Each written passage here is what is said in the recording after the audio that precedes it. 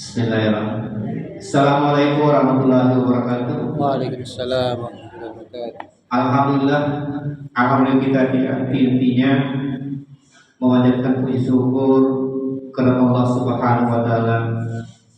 Nikmat yang begitu banyak, termasuk nikmat kita bisa hadir salat maghrib secara berjamaah, dan insyaallah kita bisa dulu untuk sama-sama mengikuti taklim seperti biasa di masjid kita. Salawat dan salam juga senantiasa kita kirimkan ke junjungan kita Nabi Muhammad SAW, kepada keluarga beliau, sahabat-sahabat beliau, dan pengikut beliau senantiasa istiqomah di jalannya. Alhamdulillah, pada malam hari ini kita kembali ketemu dengan Ustaz kita, Ustaz Fajar. Sehat Ustaz? Alhamdulillah. Jadi seperti biasa Ustaz, di sesi akhir jamaah kita untuk bertanya mungkin apa yang disampaikan atau di luar apa yang disampaikan nanti dari malam ini. Coba dan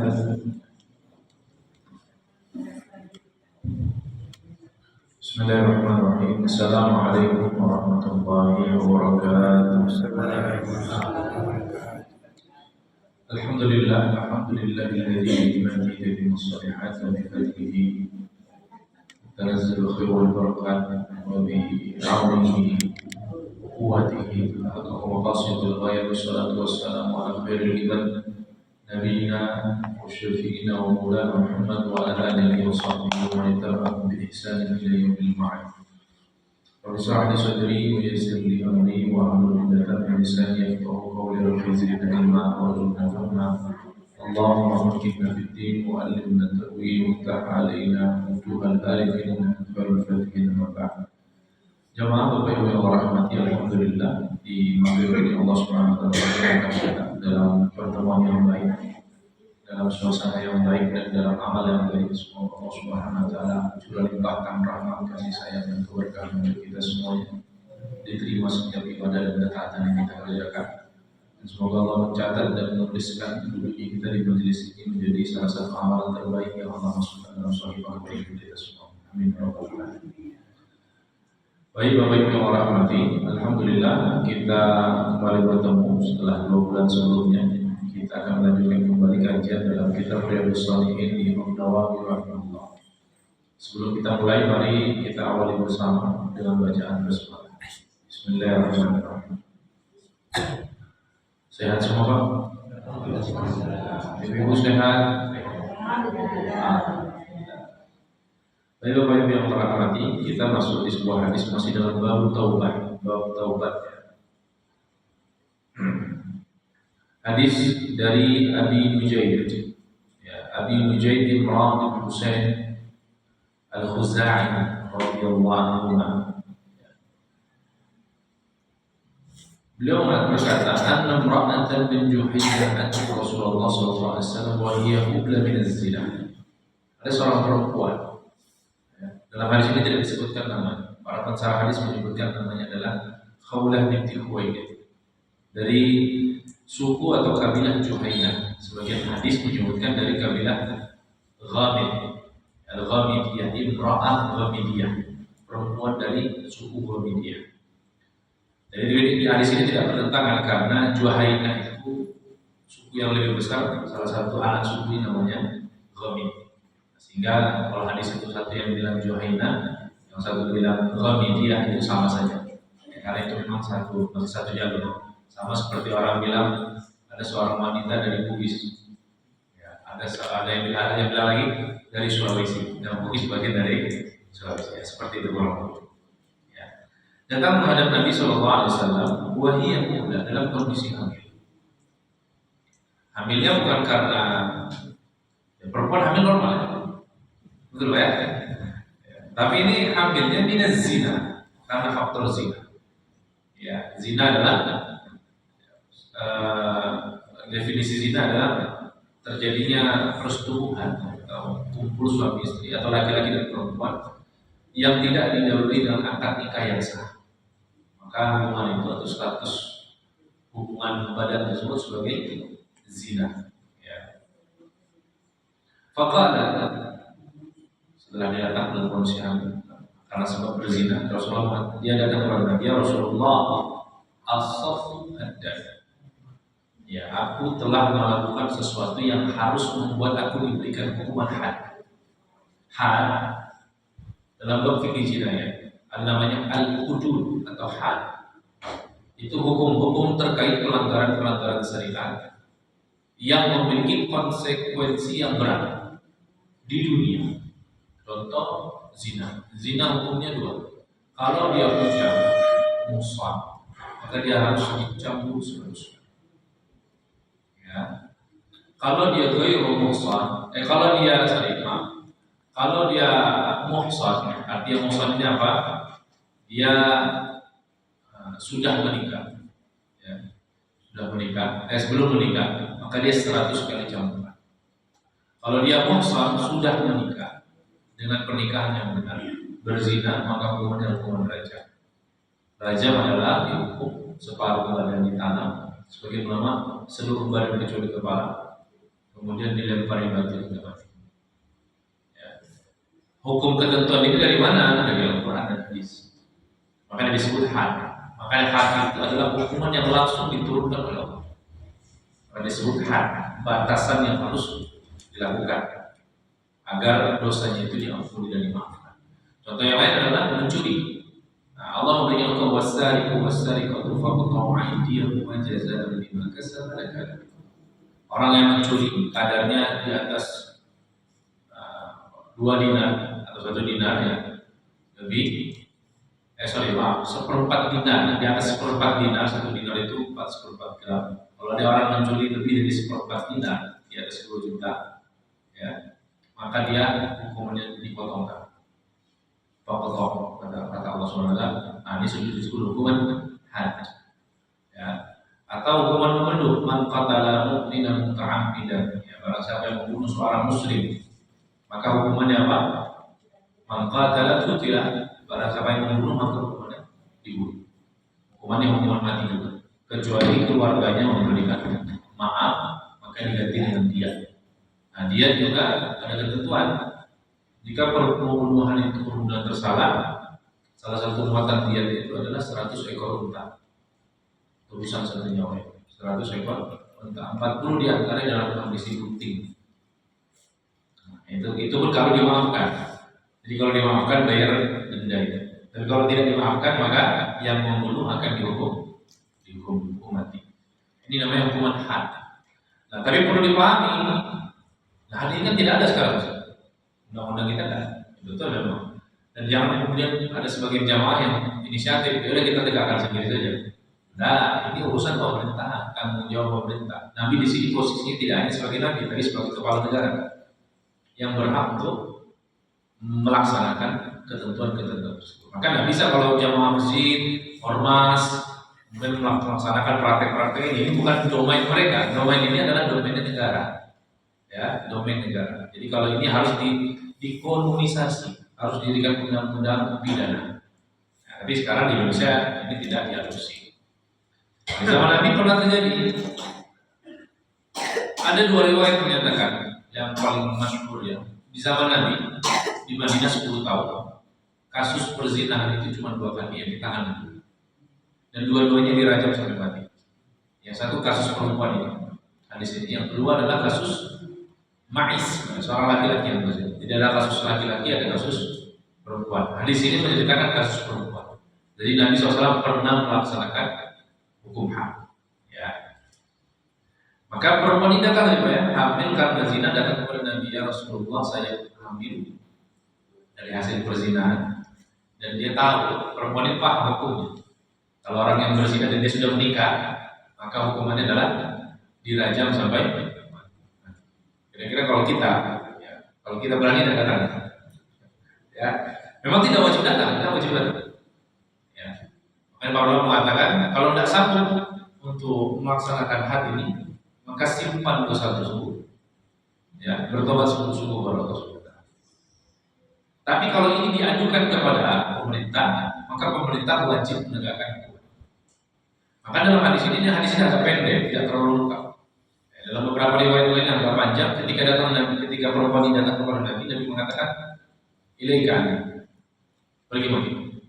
Nabi tidak mendengar. Perempuan ini kejar, "Ya Rasulullah, zina itu, aku telah berzina." Nabi pergi lagi, tinggalkan lagi. Sampai 3 kali perempuan ini bilang, ya Rasulullah, aku telah berzina. Nabi SAW, betul, kata Nabi SAW. Jadi 3 kali dia lapor, Nabi SAW pergi. Maka dalam hadis yang mengatakan, kalau urusan hukum-hukum Allah, ya lebih baik kalian pendam dan simpan. Kalau memang berdosa tobat. Tapi sekali itu diangkat kepadaku, maka aku tidak punya pilihan lain melainkan menerapkan apa yang menjadi ketentuan Allah SWT. Nah, jadi ini perlu dipahami fikih jinayah, tidak panjang sebenarnya. Tapi singkat cerita, Nabi SAW datang 3 kali. Apa buktinya? Ambil penting karena zina. Nah, maka kemudian Nabi SAW karena dia sudah itu, karena dia hamil tidak mungkin dihukum. Kenapa tidak mungkin dihukum? Karena kalau dia dirajam saat itu, maka kandungannya akan mati juga. Dan itu akan menjadi bentuk kezaliman karena anaknya tidak salah apa-apa. Ya, maka kata Nabi SAW dipanggil walinya, maksudnya wali sini orang tua. Fada'a Nabiullah waliyah. Maka Nabi memanggil keluarganya. Kemudian Nabi katakan urus ini yang baik sampai melahirkan. Maka kata Nabi pulang. Ya, hamil juga pulang. Ya, urus kandungan tak sampai melahirkan. Ya. Kalau sudah melahirkan, ahsin ilaiha fa idza wada'at fatim. Kalau sudah kita melahirkan datang lagi. Nah, jadi Nabi SAW berikan kelonggaran tersebut. Kira-kira kita kalau bisa kabur enggak? Tapi masalahnya dia menyerahkan diri.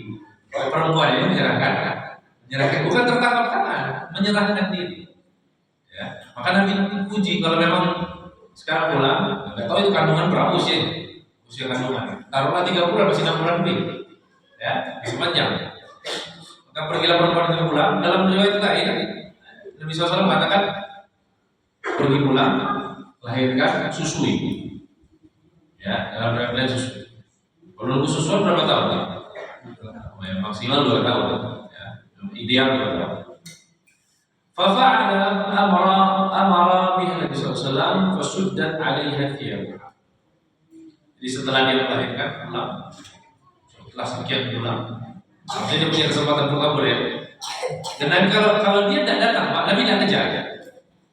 Ya, ini perlu digarisbawahi. Kalau dia tidak datang, Nabi tidak akan kejar. Ya, tidak akan dikejar. Ya. Jadi dalam bab ini sebenarnya tidak terlalu ketat. Memang hukum zina itu berat. Jelas sekali dalam zina. Apalagi kalau itu, jadi hukum zina itu hanya bisa dilakukan kita menuduh orang berzina dan orang yang berzina bisa ditegakkan hukum kepadanya hanya dengan 2 cara. Satu, pengakuan lewat kebenaran dia ngaku saya sudah berzina, maka kalau dia bujang campur 100 kali, bujang atau gadis belum pernah menikah. Kalau sudah pernah menikah dirajam sampai mati. Itu jalur satu. Tapi kalau misalnya dia masih mau menarik pengakuannya, maka hakim tidak boleh gitu. 2, bisa melalui tuduhan. Tapi ini lebih berat, sangat-sangat hampir mustahil untuk dilakukan. Ketika seorang menuduh seorang berzina, maka dia harus mendatangkan 4 orang saksi yang lain. Fa'tu bi arba'ati syuhada. Dalam surah An-Nur ya. Kalau kita bilang dia berzina, kita lapor ke hakim, ke polisi. Dalam hukum syariat maksudnya ini. Maka kita yang melaporkan harus bisa mendatangkan 4 orang laki-laki saksi yang menyaksikan peristiwa itu. Dengan syarat menyaksikan bagaimana? Betul-betul menyaksikan masuknya ya, gayung ke dalam ember. Harus semua yang lihat. Harus semuanya lihat. Yang 3 lihat, yang 1 bilang, saya datang agak terlambat. Sudah pakai baju. Nah, tapi yang 3 bilang, saya lihat semua. Yang 1 tidak bisa. Maka yang 4 saksinya akan dicampur semua, termasuk yang lapor. Ya, berat, tidak mudah. Ya, urusan ini karena urusan kehormatan. Ya, urusan kehormatan. Termasuk seorang suami yang menuduh istri yang berzina atau istri yang menuduh suami yang berzina. Ya, tidak mungkin kan datang saksinya 4 orang. Maka ada solusi namanya solusi li'an, saling melaknat. Maka disumpah di hadapan hakim. Pertama suami bilang mengatakan dia tidak akan nanti. Hakim, istriku berzina. Ya, itu tuduhan pertama. Demi Allah istriku berzina. Ya, kemudian demi Allah istriku berzina sampai 4 kali untuk mewakili 4 orang saksi. Kemudian yang kelima dia bersumpah, kalau saya bohong dengan sumpahku, maka saya siap mendapatkan laknat dari Allah, malaikat dan seluruh. Kalau saya bohong dengan dosa. Nah, istri Kalau dia diam saja ya, menerima tuduhan tersebut, maka istrinya harus dirajam sampai mati. Tapi kalau dia balas sumpahnya, demi Allah saya tidak berzina, tidak berzina 4 kali. Kemudian yang kelima, demi Allah suamiku berdusta dan aku jujur, kalau aku yang bohong, aku siap mendapatkan laknat Allah, malaikat dan seluruh makhluk. Setelah itu apa? Maka langsung otomatis ketika itu cerai. Tidak ada cara untuk kembali selama. Itu disebut hukum li'an. Ya, hukum li'an. Jadi urusan zina ini tidak sederhana. Apalagi menuduh orang lain berzina. Maka hati-hati ya. Dan sampai bilang meskipun gelagat-gelagatnya, ciri-cirinya orang ini tidak beres. Tapi jangan ya, tidak boleh kita bilang berzina. Ini orang lancur ya. Ada itu tuduhan, itu tuduhan. Meskipun kita tahu ini yang jemput ganti-ganti, pakai yang tidak jelas. Nah, tapi kalau kita bilang tuduhan tidak beres, ya. Tapi kalau bilang tidak beres, masih. Tapi kalau kita bilang ini sebut kalimat yang memang menuju pada perzina, nah itu kalimat yang serius. Kalimat yang serius.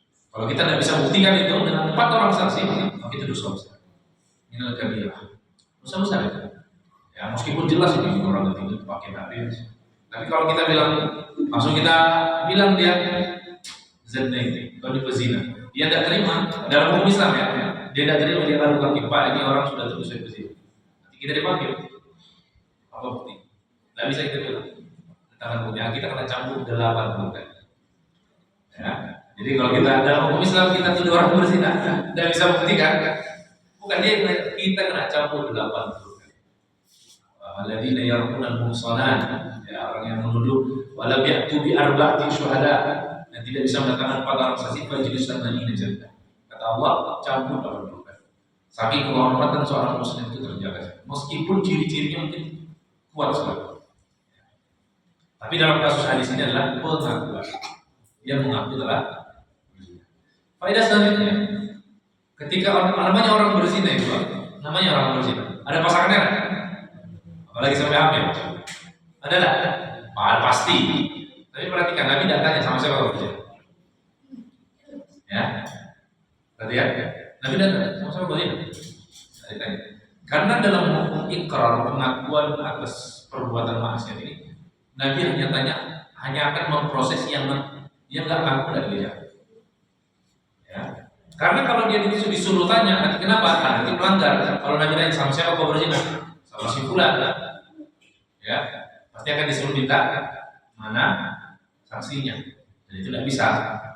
Ya, maka Nabi SAW tidak mengejar siapa. Artinya selama dia tidak ngaku, tidak dikejar. Tapi padahal dalam berzina, tidak mungkin orang berzina sendirian. Pasti ada pasangannya. Tapi Nabi hanya memproses dan menghukum yang mengaku. Sehingga ini menunjukkan dalam bab dosa sebesar zina, ya, selama seseorang itu tidak mau dihukum, tidak mau mengaku, dan dia mau bertobat saja, menyimpan dosanya sendiri, hanya Allah yang tahu, maka itu cukup. Gitu. Ya. Maka setelah sekian lama wanita datang Nabi SAW, maka itu di hari Jumat. Nabi disebutkan dikumpulkan di hari Jumat. Ya. Kemudian Nabi SAW fasuddat alaiha thiyabuha, badannya ditutup dengan baju khusus. Ya. Kemudian dikuburkan setengah badan sampai dia tidak bisa bergerak. Ya, maksudnya setengah badan tangannya semua terkunci. Ya. Dan kalau dia bergerak bisa lari karena sakit sekali. Ya. Setelah sholat Jumat, kemudian Nabi SAW memerintahkan untuk melakukan proses. Maka setiap orang yang hadir di sholat Jumat, batunya sudah disiapkan, ukuran genggaman tangan. Ya, maka kemudian dilempar. Setiap orang kan sampai meninggal. Bayangkan, matinya cepat ya? Cepat atau tidak? Kira-kira kalau dia raja mati? Tidak, lama. Dia kalau yang lempar tepat, karena kena pelipis. Ada yang kena leher, ada yang kena. Prosesnya perlahan. Saya meremehkan. Kenapa dosa zina ini hukumannya rajam? Salah satu hikmah yang ditemukan para ulama adalah karena orang yang berzina ya, mendapatkan nikmat dari perzinahannya itu di seluruh tubuh. Jadi hasil ejakulasi laki-laki atau perempuan ini dalam proses perzinahan itu akan memenuhi seluruh syarat itu. Ini orang yang mohon maaf ya berhubungan badan, maka kenikmatan itu akan dirasakan seluruh tubuh, perasaannya, saraf-saraf. Maka ketika dirajam, rasa sakitnya juga menjalar di seluruh tubuhnya. Maka itu yang paling pantas untuk, dan itulah mungkin hikmah kenapa Allah memberikan hukuman. Bukan hukuman penggal, gantung dan lain-lain. Karena kalau penggal cepat aja, susah. Ya, sekian detik saja orang merasakan sakit. Gantung juga sekian detik, tapi rajam lama. Nah yang menarik adalah setelah proses rajam ini selesai, wanita itu dikeluarkan dari tempatnya ini. Nabi SAW perintahkan untuk mengurus jenazah, dimandikan, dikafani, disolatkan. Disolatkan apa? Disolatkan, sallallahu alaihi wasallam. Para sahabat ketika itu janggal dong. Kenapa disolatkan ini orang? Kenapa zina? Jadi berita sudah viral. Ini perempuan berzina. Maka dalam hadis ini Umar yang berkata, ya Rasulullah, tusalli alaiha ya Rasulullah, wa qad zana. Ya Rasulullah, apakah kau mensolatkan perempuan ini padahal dia sudah berzina? Maksudnya dia berzina ini jelas-jelas dosa yang berzina. Nah, ini kenapa hadis ini masuk ke dalam bab taubat? Nabi SAW mengatakan, laqad tabat taubatan law qusimat baina sab'ina min ahli al-Madinah la wasilat. Ya, perempuan ini sudah taubat dengan taubat yang sungguh-sungguh, yang serius, jujur. Indikasi jujurnya apa? Tadi Pak, dia datang, Nabi beri kesempatan untuk pergi. Dia tetap kembali. Kata dia pulang sampai melahirkan, setelah selesai melahirkan anaknya, dia datang lagi menunjukkan dia benar-benar siap menerima konsekuensi. Para ulama menjelaskan, memang hak itu ngeri-ngeri semua dalam hukumannya. Ya, potong tangan kalau mencuri, ya, hukuman mati kalau membunuh, ini dirajam kalau berzina, dicampur 100 kali kalau berzina dia belum menikah. Memang hukumannya ngeri-ngeri semua. Makanya HAM bilang ajaran Islam ini apa tidak sesuai dengan hak asasi manusia. Nah, banyak orang Barat menuduh seperti itu. Tapi dalam keyakinan kita umat Islam perlu menjelaskan orang yang bermaksiat dan melanggar aturan-aturan syariat dalam bab wudu, jika dia sudah ditegakkan hukuman di dunia, maka dia selamat ya. Tidak mendapatkan hukuman lagi di akhirat dalam bab itu, dalam dosa itu. Maka Nabi SAW katakan sini apa? Perempuan ini sudah bertobat dengan tobat yang sungguh-sungguh. Sekiranya tobatnya dibagikan kepada 70 orang Madinah, bukan orang Suriah, orang Madinah, dibagikan kepada 70 orang Madinah, lawasa, maka cukup. Jadi satu tobat perempuan ini setara bisa cover 70 orang Madinah siap dari kota Madinah. Wahal wajadna afdal min an jadat nafsiha lillah. Apakah kau pernah temui orang yang setara penebusan dosanya sebagaimana? Ya, Bapak Ibu yang rahmati, jadi hadis ini menunjukkan banyak pelajaran berharga dari hadis ini. Ya. Jadi jangan pernah kita menganggap seseorang yang meskipun dalam pandangan manusia dia punya dosa yang besar, dia mengakui dia berbuat salah, mungkin koruptor dan lain-lain yang kita benci dan geram sekali melihatnya. Apalagi terkait biasanya dosa-dosa sosial ya yang merugikan banyak orang. Ya. Tapi sekiranya dia bertobat dengan tobat yang jujur, ya, sungguh-sungguh, ikhlas dan tulus, maka kita akan mendapati Allah Subhanahu Wa Taala Maha Pengampun lagi. Ya. Ada satu kisah menarik tentang seperti bab tobat juga. Ada seorang, ini sebenarnya seorang tabi'in, namanya Hajjaj bin Yusuf Al-Thaqafi. Pernah dengar namanya? Pernah? Hajjaj bin Yusuf Al-Thaqafi. Hajjaj bin Yusuf ini orang Taif. Dia dulu pernah jadi gubernur Irak. Sebelum itu dia jadi tangan kanan atau dia dulu pernah nyerang kota Mekah. Dia mengalahkan sahabat Abdullah bin Zubair. Jadi utusannya kekhilafahan Bani Umayyah. Dia termasuk orang pertama yang pernah mengepung kota Mekah setelah Islam. Dan dia menembakkan manjani batu sampai beberapa bagian Ka'bah itu rusak. Ya. Dan di tangannya, langsung di tangannya diperintahnya banyak ulama yang wafat, meninggal, dibunuh. Jadi yang berseberangan secara politik ketika itu langsung sikat. Ya, dan segan-segan dia singkirkan langsung. Termasuk ulama besar muridnya Abdullah bin Abbas namanya Sa'id bin Jubair rahimahullah juga dibunuh oleh hajat dan nusrat. Tapi ada kalimat petikan menarik dalam sejarah hajat ini ketika dia wafat. Jadi hajat ini banyak, bahkan sebagian ulama sudah mengkafirkan dia, saking besarnya dosanya, banyak membunuh orang dan lain-lain. Tapi memang itu murni pilihan politik.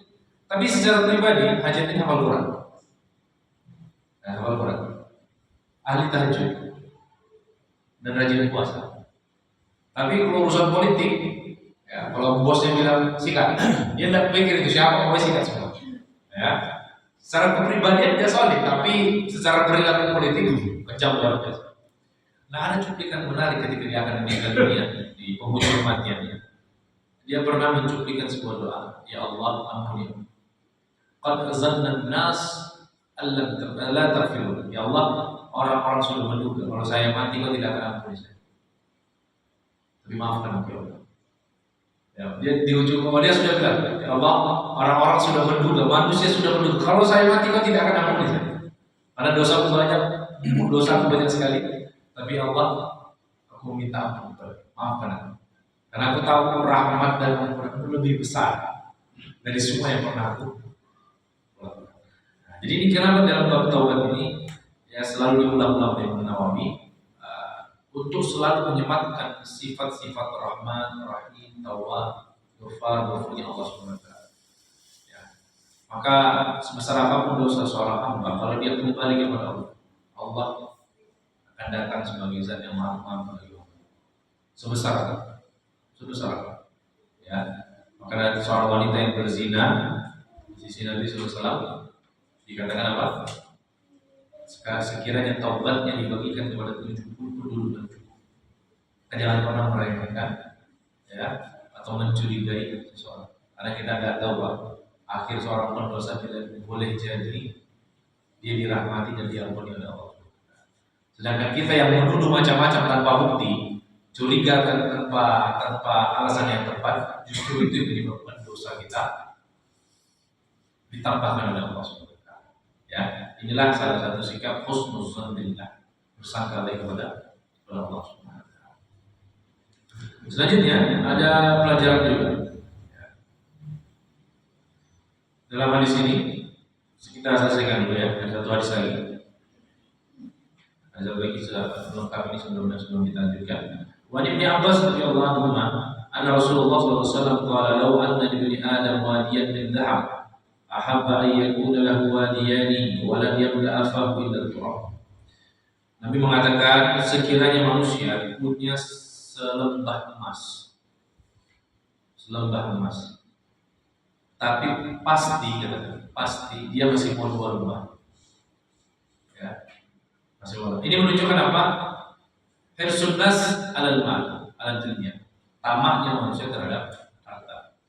Ya, wa innal insana lil khairi lasyadid. Ya, li hubbil khairi lasyadid, manusia terhadap al khair adalah harta. Itu sangat dahsyat sekali. Karena sekiranya ada orang punya satu lembah emas, dia pengen masih mau, aduh, sudah ada motor satu masih mau,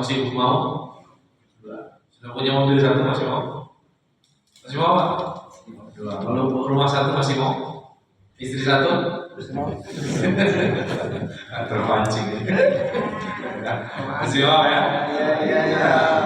Ya begitulah. Ibu-ibu sama, sudah punya emas cincin satu masih mau, sudah punya gelang satu masih mau, sudah punya kalung satu masih mau, terus begitu. Ya. Nah, kata Nabi SAW ini, walan yamla afahu illa turab, dan tidak akan ada yang mampu mencukupi dan membuat manusia berhenti untuk berangan-angan punya dunia ini kecuali satu, turab. Ya, turab apa itu? Tanah. Jadi kalau sudah masuk tanah di perut, maka ada beberapa praktek penguburan jenazah itu. Beberapa wilayah yang saya dapat di jenazah itu mulutnya ditutup dengan tanah. Ya, jadi tidak ada yang membuat berhenti manusia cari dunia kecuali setelah apa? Tanahnya, mulutnya sudah disumpal oleh tanah. Ya, illa turab. Wa yatubu Allahu 'ala man taab. Sedangkan Allah akan menerima. Nah, ini baiknya Allah akan menerima siapapun, meskipun orang yang sepanjang hidupnya terus ngejar dunia ini, nggak puas-puas, nggak habis-habis, maksiat, menghalalkan yang diharamkan, mengharamkan yang dihalalkan, meninggalkan perintah, mengerjakan larangan. Tapi kata Allah, tapi Allah akan terima taubat yang ya, Allah akan menerima taubat yang belum, yang mau. Nama di sana ada seorang laki-laki tua, ini sudah Imam Ahmad, tua sekitar 70, sudah tua, datang kepada Nabi menggunakan tongkat, saking tuanya. Kemudian dia mengatakan, ya Rasulullah, inna li ghadaratun mufajar. Aku ini punya dosa banyak sekali. Al-ghadarat adalah dosa-dosa pembunuhan. Dan berarti dia membunuh banyak membunuh. Wal fajarat banyak berzina. Banyak membunuh, banyak berzina. Kemudian hal min taubah. Kira-kira saya ini taubat masih diterima. Karena Nabi SAW kemudian mengatakan, asyhadu an la ilaha illallah. Nabi cuma tanya satu hal. Apakah kau bersaksi tidak ada Tuhan selain Allah? Dan kemudian laki-laki tua itu mengatakan, asyhadu an la ilaha illallah wa annaka rasulullah. Dan aku bersaksi kau adalah utusan. Kalau begitu, kata Nabi. Jadi setelah dikonfirmasi dan dia sudah bersaksi, kalau begitu, qad ghufira laka min ghadaratika wa fajr. Maka sebanyak apapun dosamu, sepanjang usiamu, dari berzina, membunuh dan semua koleksi maksiat lainnya, Allah telah maafkan. Saking terkejutnya laki-laki, masa dia betul ya Rasulullah? Ya. Maka dia bertakbir, Allah. Biasanya sampai tidak dikira-kira kayak saya dah lewat ini.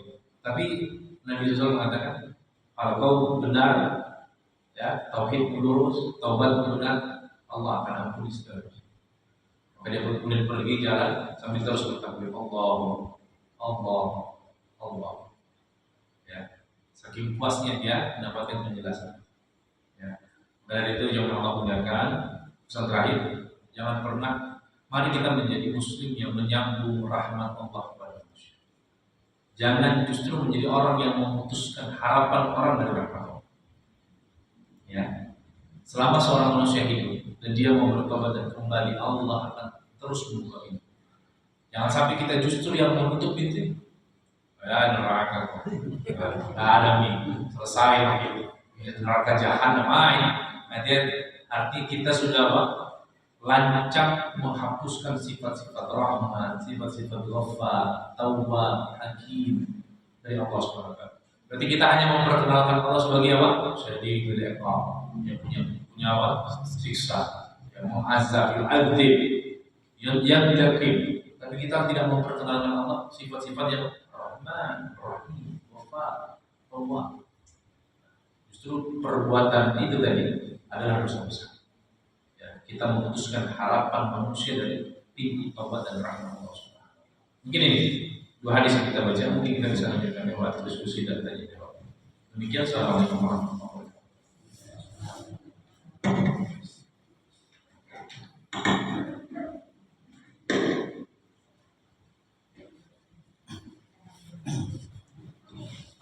Silakan Pak.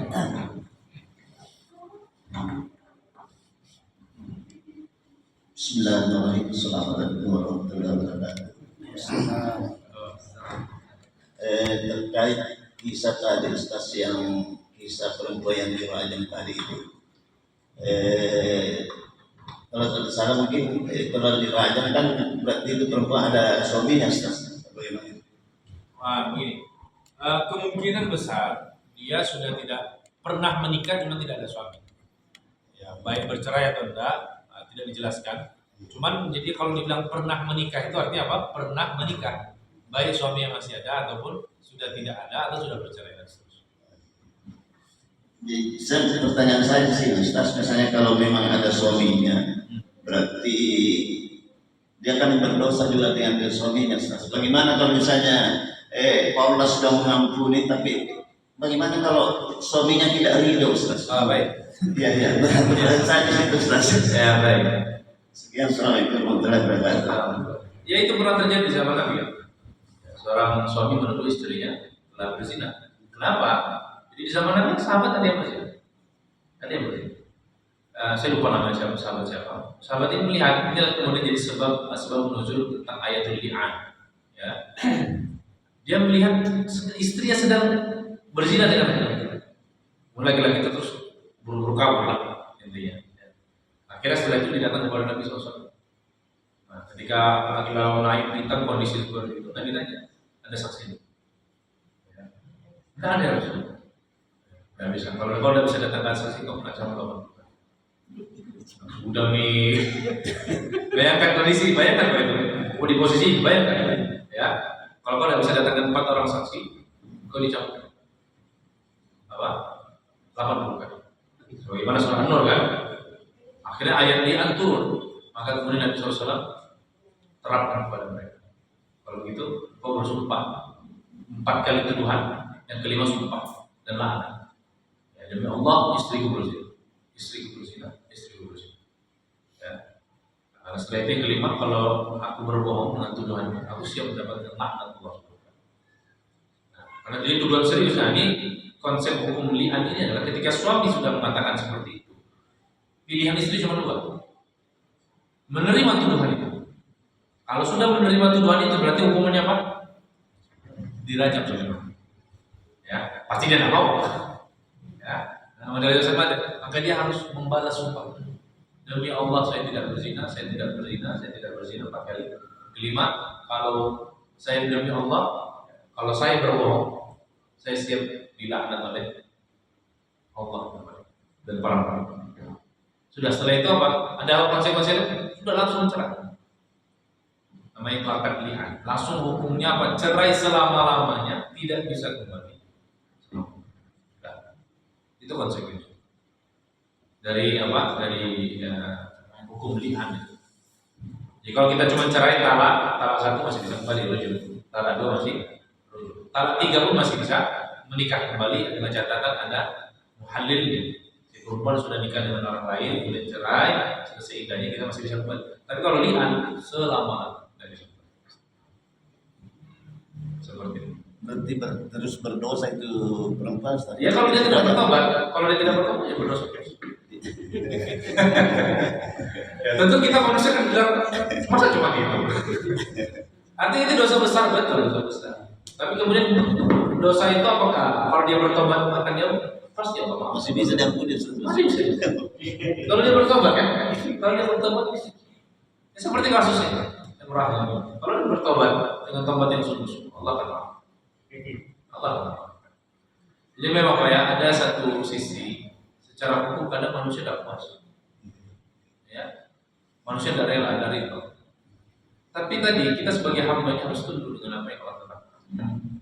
Dulu ketika Nabi SAW perang Uhud, paman beliau Hamzah itu wafat, meninggal di medan perang dalam kondisi yang sangat mengenaskan, dimutilasi, hidungnya copot, telinganya copot, jantungnya tidak ada.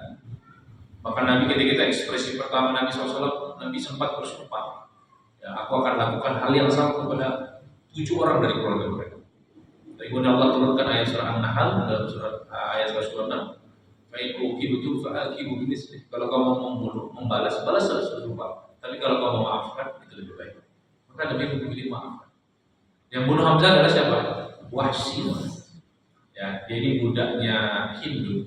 Yang ketika itu belum masuk Islam, diiming-imingi harta. Kalau kau bisa bunuh Hamzah, kau akan merdeka, akan dapat semua perhiasan.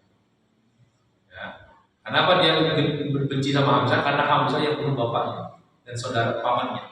Jadi Hindu ini punya bapak namanya Utbah bin Syaibah bin Rabi'ah, dan juga punya paman yang dua-duanya dibunuh sama Hamzah ketika perang Badar tahun sebelumnya. Jadi benci sekali. Ini Wahsy ini orang Habasyah, pintar main tombak. Dia cara membunuhnya juga cara pengecut dari belakang, dari jauh dia lempar tombak ke Hamzah dan Hamzah meninggal dunia. Ini kan Fatu Mekah tahun 8, bertahun-tahun setelah peristiwa ini. Tapi masuk Mekah, Wahsy masuk Islam. Sudah masuk Islam. Nah, dan dia tidak dihukum. Al-Islam yang cukup mengkoblah. Islam menghapuskan semua yang terjadi di masa lalu. Ya. Maka ketika Wahsy masuk Islam, Nabi ingat wajahnya. Ini orang yang bertobat. Ya, apa mau dibilang? Nabi SAW, tapi apa tugas Nabi Muhammad sebagai seorang utusan? adalah mengharapkan manusia masuk Islam. Ya, betapapun orang ini adalah orang yang punya apa? Punya catatan masa lalu kan, membunuh paman beliau. Tapi keislaman beliau, maka dari pesan. Tapi pesan Nabi sebagai manusia, wah sih, selama aku itu, tolong jangan sering-sering nampakkan wajahmu. Iya, Nabi SAW sudah memaafkan yang sudah berlalu. Tapi mengingat wajah wasi, mengingat itu tidak apa-apa. Nah, ini manusiawi, ini sisi manusia. Ya, sisi manusia. Sisi hukum Nabi tidak ada dendam, tidak ada komposisor, jangan komposisor. Ya, biar kabir saja itu. Tidak. Terima ya. Tapi sebagai sisi manusia kata Nabi, pasti saya minta tolong satu hal. Jangan sering tampakkan wajahmu. Kenapa? Mengingatkan duka masalah. Nah, ini sisi manusia. Nah, tapi sisi sebagai hamba Nabi itu patuh dengan apapun yang Allah putuskan. Itu Allah. Ya mungkin dari jamaah yang bapak ibu di belakang ada yang Pak Ude kayak gitu terus bergerakkan sebentar Pak Nasir. Bismillahirrahmanirrahim. Assalamualaikum warahmatullahi wabarakatuh. Bagaimana itu Ustaz? Apakah kita dosa apabila ada wanita pakai seksi terus pulang tengah malam terus kita lihat pas kejadian Biasa kan? Banyak dari penampilan terus dia seksi terus dia bukannya tengah malam dia bisa lagi terus kita berpersangka belum sebenarnya pasti wanita beres apa itu tetap dosa Ustaz? Atau harus dicampur juga kita ini? Makasih Ustaz. Nah, inilah ya baik. Meskipun tadi ya ada hukum dalam bab menilai manusia, nahkumu bil zawahir wa natawalla 'ala Allahi bis-sar. Itu menghukumi apa yang nampak. Ya, makanya dari sisi kita melihat hal-hal seperti itu, maka sebenarnya yang paling dituntut itu adalah husnuzon. Husnuzon dalam apa? Hal-hal yang memang tidak kita jangkau, meskipun tujuan kita mengarah ke sana. Itu amal kita, dan itu kita mengandung pahala. Jika kita bisa ciptakan husnuzon, rangkaian sangkaan baik, meskipun sudah seterang matahari, ya, maka itu jadi amal soleh buat kita dan lebih menyelamatkan kita dari dosa. Ya, itu satu. Tapi dari sisi orang yang tertuduh, maka dia memang salah dia karena melakukan hal-hal yang akan berpotensi membuat manusia menuduh dia pada hal-hal yang tidak baik. Maka Nabi berpesan kepada orang-orang seperti apa manusia, jauhilah tempat-tempat atau segala hal yang membuat kau mendapatkan penilaian buruk. Seperti tadi perempuan dengan segala kriteria itu, ini sudah prahara ya, tuduhannya kuat. Cuman tadi kita sebagai manusia, ya, sebagai hamba, kalau kita memang punya kecurigaan seperti itu, maka tugas kita datang menasihati. Ya, pakaian yang begini, bagian begini, menasihati. Ya, tapi kalau sampai menuduh yang begitu serius di level berzina dan lain-lain, wah itu tidak bisa. Meskipun dugaan kuat, ya, dugaan kuat, nggak bisa. Mewakili kita mantus Ustaz. Biasanya pertanyaan pribadi kalau gitu. Tidak bisa itu. Karena kalau kita lanjutkan tuduhan dan prasangkaan itu dosa. Meskipun jelas. Nah, apalagi kalau dia ada hukum, nah, ini lebih serius. Kalau dia ada hukum, itu sampai terucap. Nah, maka kita tidak selamat kecuali dengan mengatakan 4 orang. Kalau tidak, maka dia tetap yang menang dan kita kena campur 80. Tapi sayangnya di tempat kita tidak ada. Paling kena pasal perbuatan tidak menyenangkan. Ya. Bahkan yang kena gerbuk sudah jelas-jelas kena gerbuk saya cuma di apa? Di apa namanya? Rehabilitasi ya. Rehabilitasi. Sudah jelas ya. Pasangan tidak halal jadi cuma direhabilitasi. Ya. Paling dengan catatan suka sama suka. Tidak kena. Nggak sampai menggoda Ustaz. Berani apa dah? Nggak ada memuji itu Pak. Kita tertarik atau tidak? Ya Pak Nasir tadi ngomong tadi.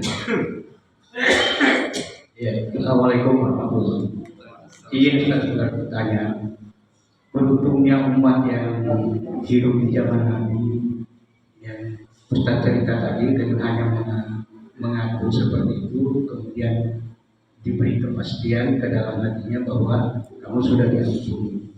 Nah, bagaimana dengan kita ini umat yang belakangan ini? Bagaimana cara kita tahu bahwa walaupun kita sudah bertobat, bahwa tobat itu diterima? Tidak seperti umat lain seperti Nasrani kan dia ada fasilitas ke pendeta menebus dosa. Iya, bagaimana itu? Baik. Kepastian penerimaan tobat dari Allah Subhanahu Wa Taala itu memang perkara yang rahasia. Tapi para ulama memberikan kaidah-kaidah tentang bagaimana cara tobat kita akan diterima, yaitu dengan menjalankan rukun-rukunnya. Ya, maka para ulama menyebutkan 4 rukun paling tidak tentang orang itu akan dinilai secara zahir dia benar-benar sudah bertobat. Yang satu, dia berhenti melakukan dosa tersebut, benar-benar berhenti, tidak mengulang kembali. 2, setelah satu tobat berhenti. 2, tidak mengulang kembali. 3, menyesal di dalam hati. Hanya ini terkait dosa kepada Allah Subhanahu Wa Taala. Yang keempat, kalau dosa terkait sesama hamba, maka dia harus meminta kehalalan kepada hamba. Jika kita melazimi 4 syarat taubat ini, maka hampir bisa dikatakan 90% taubat kita adalah taubat yang diterima oleh Allah Subhanahu Wa Taala. Ya, maka jangan sisakan ada keraguan di dalam hati kita diterima atau tidak. Selama kita menjalankan syarat-syaratnya dan kita ikhlas menjalankan lillahi ta'ala, maka kita dikatakan sebagai orang yang telah bertobat nasuha. Tobatnya nasuha, tobatnya sungguh-sungguh. Nasuha itu dari kata murni.